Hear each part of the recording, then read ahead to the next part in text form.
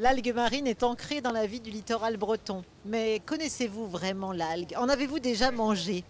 Bonjour. Bonjour. Dans l'esprit des gens, les algues, c'est méconnu et c'est souvent associé aux algues vertes toxiques. Comment sortir de ce discrédit? Alors c'est compliqué de sortir de ce discrédit parce que l'algue verte en elle-même, elle est très bonne à manger. Une algue qu'on récolte sur les rochers, elle a du goût. Par exemple, elle a 10 fois plus de fer que le persil. Le persil est réputé pour avoir beaucoup de fer. Elle a énormément de calcium. Le problème des algues vertes, c'est l'accumulation sur les plages qui fait qu'elles polluent et qu'il peut y avoir des problèmes. Mais l'algue en elle-même, elle n'est pas dangereuse. Si vous la récoltez accrochée au rocher, c'est une algue vivante, vous la mangez, il n'y aura aucun problème. Vous la séchez en paillettes, vous la mettez dans vos salades et c'est très très bon. D'accord. Alors justement, l'algue qui se mange, qui est délicieuse, les Japonais en mangent de 7 à 9 kilos par an, je crois.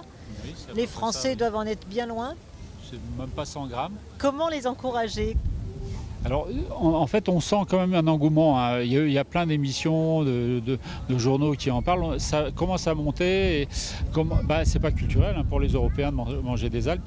Il faut les faire goûter tout simplement, quoi. Et dédramatiser les histoires d'algues vertes qui font que ça peut être toxique, que ça peut être dangereux. On a 700 macroalgues, les algues visibles à l'œil nu en France, et il n'y en a aucune qui est toxique. Il y en a certaines qui ne sont pas bonnes à manger. On peut toutes les manger. Après, c'est les goûts qui font qu'on aime ou pas. Mais les algues qui sont autorisées à la vente en alimentaire, il y en a 24 espèces. Et celles-là, elles ont du goût. La dulce, c'est une algue rouge, par exemple. Même on peut la manger crue ou cuite.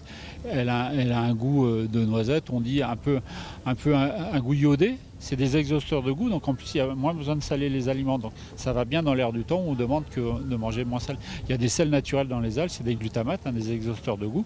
Donc il faut en mettre dans l'alimentation. Après, il ne faut pas abuser. Si vous en mangez 200 grammes d'un seul coup, c'est vrai qu'il peut y avoir des dérangements intestinaux comme pour tout, quoi, tout simplement. Il ne faut pas abuser, quoi.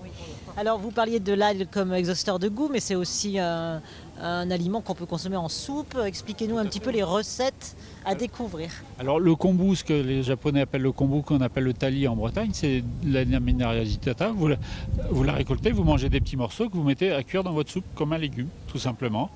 Vous pouvez aussi l'accompagner, la mettre dans la cuisson des légumineuses. Ça cuira plus vite et il n'y a plus besoin de les faire tremper parce que ça a une propriété émolliente. Ça ramollit les fibres de cellulose des légumineuses, donc on les digère mieux et ça cuit plus vite. Et en plus, comme il y a des alginats dedans, elles seront plus fermes. Donc c'est plus agréable, c'est un peu croquant à manger, donc c'est plus agréable. On a aussi un esprit genre tapenade aussi. Ah oui, Hein. alors la base des tapenades, c'est un mélange de 3 algues. Donc c'est l'ulve, l'algue verte, la dulce dont j'ai parlé tout à l'heure, la rouge, et une autre algue rouge, la porphyra, la nori pour les Japonais. Donc manger en paillettes, on les achète en général séchées dans les magasins. On les fait tremper dans de l'huile d'olive, donc elles vont se réhydrater. Si vous avez 100 grammes, vous mettez à peu près 20 grammes de cornichons, 2 ou 3 grammes de capre avec un peu d'échalote et de l'huile d'olive, un peu de sel de poivre.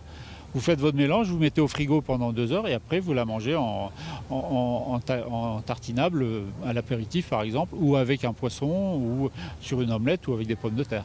C'est très facile à faire. Oui, ça c'est important. Et vous parliez tout à l'heure des magasins. Justement, on veut acheter des algues. Où va-t-on aujourd'hui? Alors pour l'instant, le marché principal, c'est tout ce qui est magasin biologique.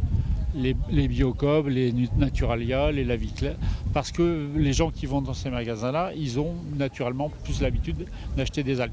Pour l'instant, en grande distribution, il y en a, mais très très peu. Il y a principalement l'emmental, le haricot de mer qu'on trouve encore en grande distribution parce qu'elle est facile à manger.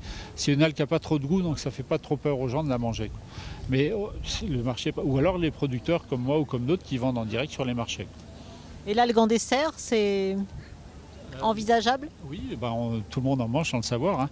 E407, c'est des caragananes, c'est avec une algue qui est récoltée dans le Nord Finistère, c'est du flan.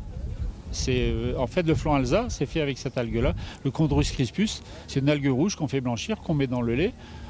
Vous prenez une touffe de Chondrus crispus, vous faites chauffer le lait, vous le mettez dedans pendant 10 minutes, vous coupez la cuisson, et quand c'est froid, vous avez du flan. Donc en dessert.